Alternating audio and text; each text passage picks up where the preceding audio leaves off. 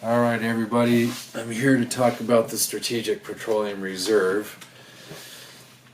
The Strategic Petroleum Reserve is the world's largest supply of emergency crude oil. The oil is stored in large underground salt caverns at 4 sites along the coastline of the Gulf of Mexico.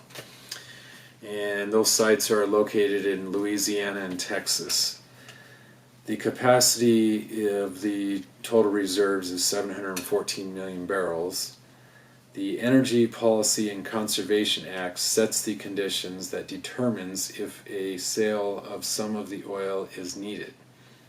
The President then makes this decision, and the Secretary of Energy may also authorize limited releases in the form of exchanges with entities that aren't part of the federal government.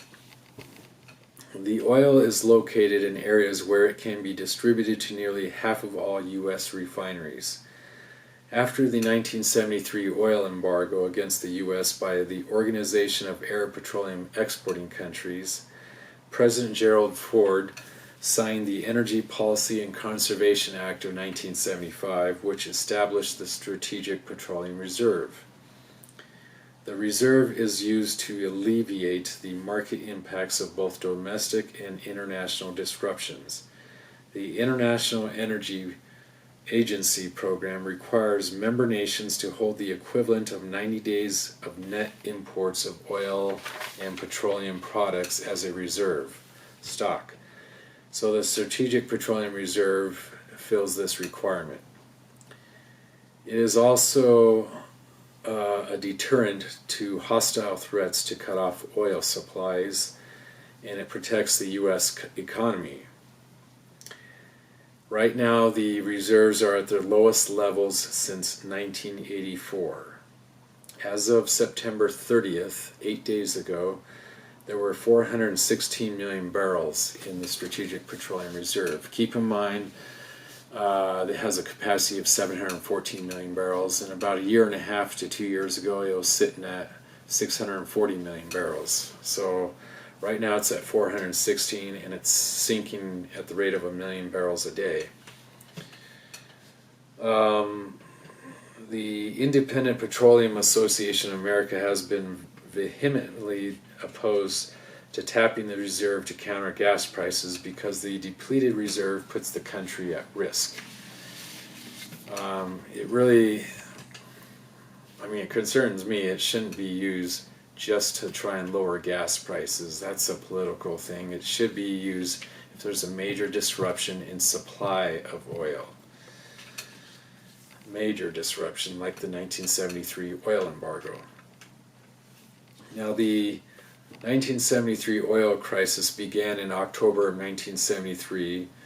The Organization of Arab Exporting Countries proclaimed an embargo, and they did this against the nations that supported Israel during the Yom Kippur War. And the Yom Kippur War was in October of 1973. Israel was attacked by Egypt and Syria from opposite sides at the same time, but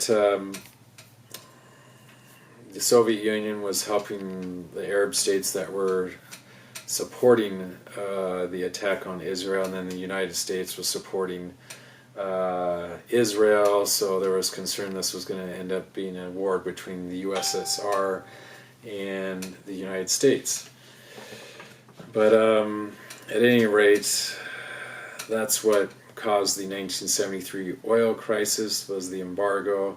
And then, of course, Gerald Ford signed the act in 1975 to establish the Strategic Petroleum Reserve to give us a security cushion against future oil shocks.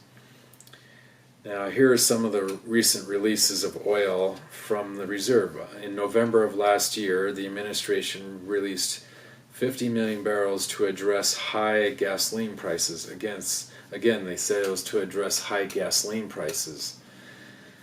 I mean, that's understandable in one way, but in another, that's you should only use this emergency reserve as a last resort when there's a major supply disruption. Now, Then in March, on March 1st earlier this year, they released 30 million barrels in response to Russia's invasion of the Ukraine. And then on March 31st, they announced they were going to release 1 million barrels a day for 180 days, or 180 million barrels. That release is going to be completed this month in October. But 'cause I think once you announce it, then there's at least 13 days before you can actually start proceeding on it. So I think it could go till the end of October before it's completed. But that's a total release. Those three releases are a total release of 240 million barrels. Now, if 2 years ago we're sitting at 640 million barrels, this is going to put us below 400 million barrels, and that's a huge drop in our emergency cushion. The international, well, I'll just say, yeah, these are the lowest levels since 1984. But I'll just show you. Let's see.